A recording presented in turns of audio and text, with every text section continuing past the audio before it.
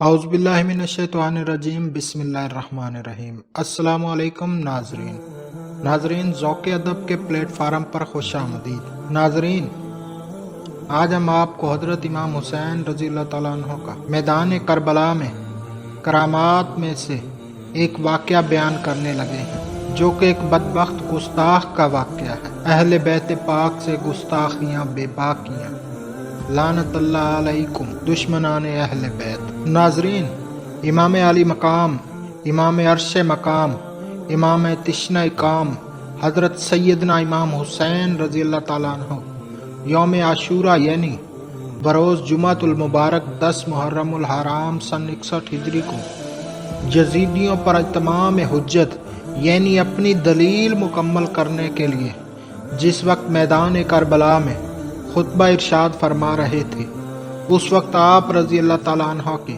مظلوم قافلے کے خیموں کی حفاظت کے لیے خندق میں روشن کردہ آگ کی طرف دیکھ کر ایک بد زبان یزیدی مالک بن عروہ اس طرح بکواس کرنے لگا: اے حسین، تم نے وہاں کی آگ سے پہلے یہی آگ لگا دی، معاذ اللہ، استغفر اللہ۔ سیدنا امام علی مقام رضی اللہ تعالیٰ عنہ نے فرمایا: اے خدا کے دشمن، تو جھوٹا ہے، کیا تجھے یہ گمان ہے کہ معاذ اللہ میں دوزخ میں جاؤں گا؟ معاذ اللہ، استغفر اللہ۔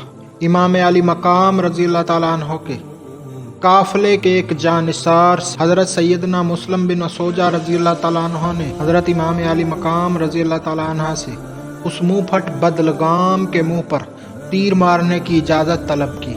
حضرت امام علی مقام رضی اللہ تعالیٰ عنہ نے یہ فرما کر اجازت دینے سے انکار کیا کہ ہماری طرف سے حملے کا آغاز نہیں ہونا چاہیے۔ پھر امام تشنہ کام یعنی کہ پیاسے امام، پھر امام تشنہ کام رضی اللہ تعالیٰ عنہ نے دست دعا بلند کر کے عرض کی: اے رب قہار، اس نابکار یعنی شریر کو عذاب نار سے قبل بھی اس دنیا ناپائیدار میں آگ کے عذاب میں مبتلا فرما۔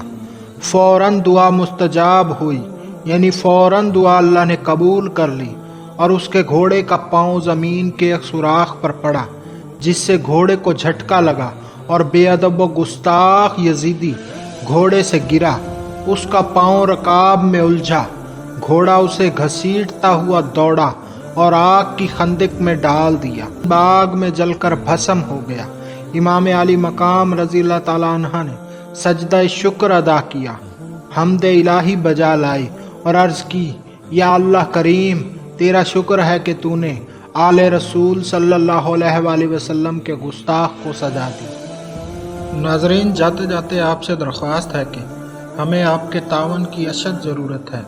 آپ سے درخواست ہے کہ ہمارے چینل کو سبسکرائب کیجئے، فیس بک پیج کو فالو کیجئے اور ہماری ویڈیوز کو لائک، شیئر اور کمنٹ ضرور کیا کریں تاکہ ہماری حوصلہ افزائی ہو۔ پھر ملتے ہیں کسی اچھی اسلامی کہانی کے ساتھ، دعاؤں میں یاد رکھیے گا۔ فی امان اللہ۔ السلام علیکم ورحمۃ اللہ وبرکاتہ۔